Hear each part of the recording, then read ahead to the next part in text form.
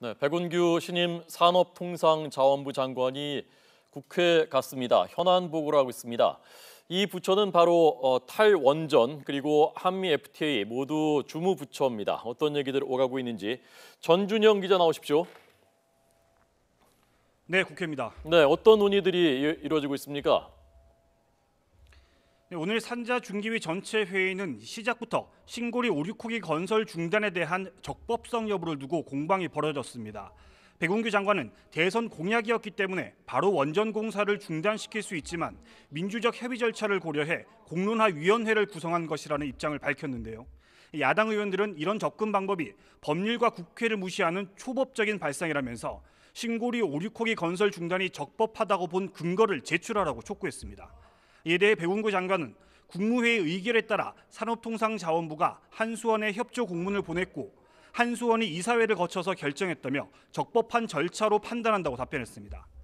야당 의원들은 또 정부가 원전 건설을 중단해도 전기요금에는 변화가 없을 것으로 판단한 데 대해서도 구체적인 시나리오별 분석 자료를 제시하라고 요구했습니다.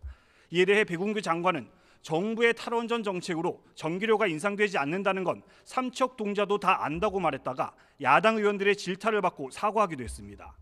오늘 회의에서는 도널드 트럼프 미국 대통령의 한미 FTA 개정 협상 요구와 관련해 정부의 대응 방향에 대해서도 질의가 이어졌는데요. 우리 정부가 한미 FTA 성과를 부풀려 홍보하다 오히려 미국한테 압력을 세게 받는 측면이 있다는 지적이 제기되기도 했습니다. 네.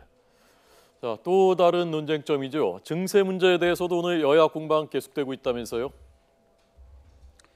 네, 증세 정책과 관련해서는 이름 붙이기 경쟁에서부터 여야정 협의체 등 논의 방식에 대한 이견까지 여야 간 기싸움이 치열하게 이어지고 있습니다. 더불어민주당 추미애 대표는 문재인 정부가 발표한 소득 주도 성장과 세금 인상 방안에 대해 국민의 85%가 찬성하고 있다면서 야당의 세금 폭탄 선동은 더는 통하지 않는다고 강조했습니다. 특히 자유한국당은 자신들이 담배세를 올려놓고 이제와 내리자고 하는 건 과거 담배세를 인상한 명분이 거짓이었다는 걸 실토하는 것이라고 비판했습니다.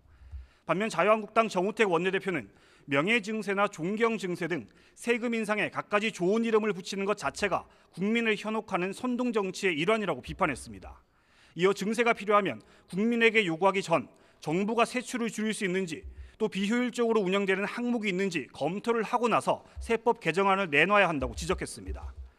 국민의당 박주선 비대위원장은 문재인 정부의 새 경제정책에 성장은 없고 분배와 복지만 남은 것 같다면서 정부는 성장의 비전과 방향을 제시해야 한다고 지적했습니다.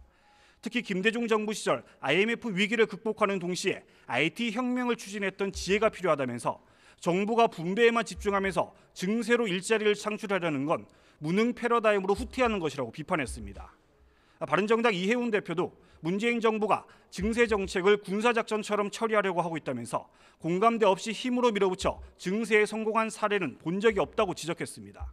이어 증세를 추진하려면 먼저 복지정책의 청사진을 보여준 뒤에 비과세 감면 정리 등 구체적인 로드맵을 제시해서 국민 공감대를 형성해야 한다고 강조했습니다.